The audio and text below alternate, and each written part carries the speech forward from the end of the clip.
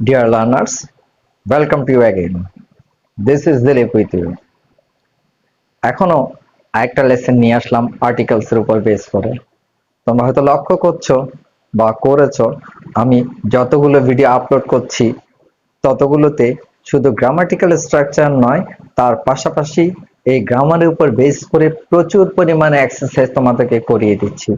কারণ আমি জানি বা আমি বিশ্বাস করি তোমরা যত বেশি এক্সারসাইজ করবে তত বেশি রুলগুলো তোমাদের মনে থাকবে।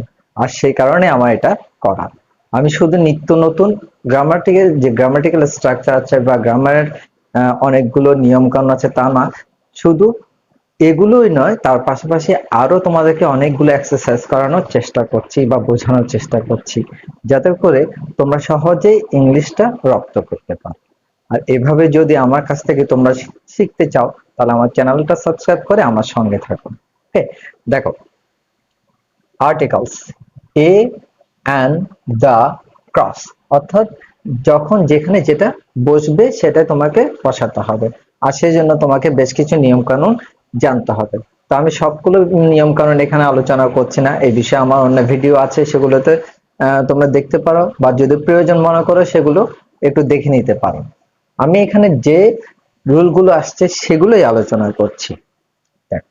Dash and is an industrious dash insect, পোকা বা কীট অথবা পতঙ্গ, ইন্ডাস্ট্রিয়াস পরিশ্রমী, and পিঁপড়া। তাহলে আমরা জানি কি পিঁপড়া একটা পরিশ্রমী কি পোকা বা পরিশ্রমী পতঙ্গ বা পরিশ্রমী কীট।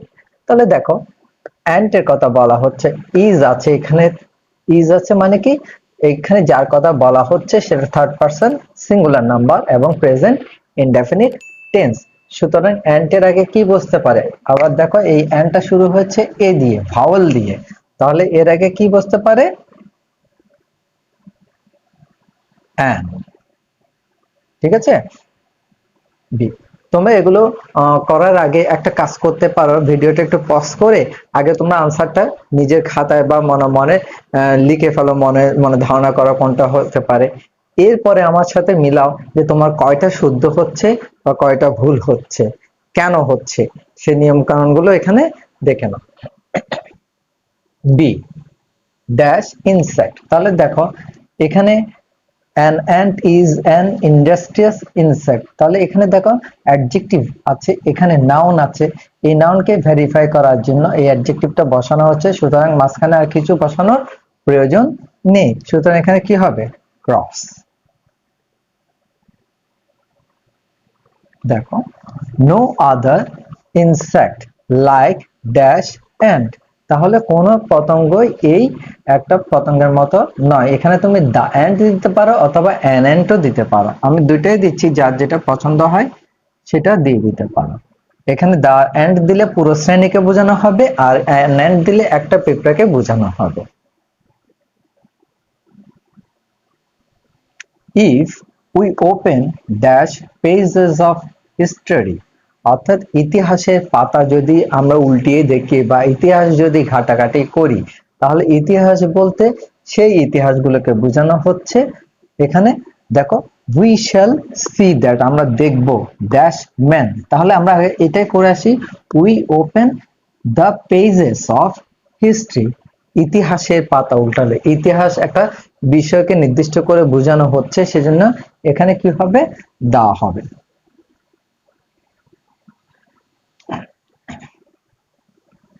তারপর কি of history we shall see that, আমরা দেখব যে ড্যাশ ম্যান হু হ্যাভ, দেখো এখানে ম্যান প্লুরাল নাম্বার, আবার এখানে হু হ্যাভ আছে, সুতরাং তোমাকে এখন ভাবতে হবে এখানে এ বসতে পারে না, অ্যানও বসতে পারে না, যেহেতু এখানে প্লুরাল নাম্বার। এখন দা বসতে পারে কিনা সেটা একটু চিন্তা ভাবনা করো। দা ম্যান বলতে কিন্তু কাকে বোঝানো হচ্ছে? এর আগে কোনো ম্যানের কথা এখানে উল্লেখ করা হয়নি, কিন্তু এখানে দেখো হু হ্যাভ বিকেম গ্রেট, যারা বড় হয়েছেন, সবাই কিন্তু আমাদের সমাজে বা পৃথিবীতে বড় হয়নি, যারা বড় হয়েছেন পরিশ্রম করে তাদেরকে এখানে বোঝানো হচ্ছে, সুতরাং এখানে কি হবে? The man, the man who have become great in dash world, এই পৃথিবীতে। তাহলে আবারও দেখো পৃথিবীর কথা এসছে, তো পৃথিবী পুরো সৌরজগতের মধ্যে একটাই, সুতরাং এই পৃথিবীতে যে জিনিস একটা তার আগে কি বসে? দা বসে।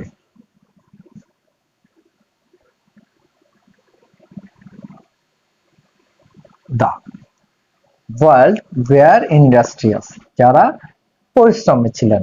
We have many things to learn, আমাদের অনেক কিছুই শেখার আছে। From dash life of dash and, তাহলে from the life of, from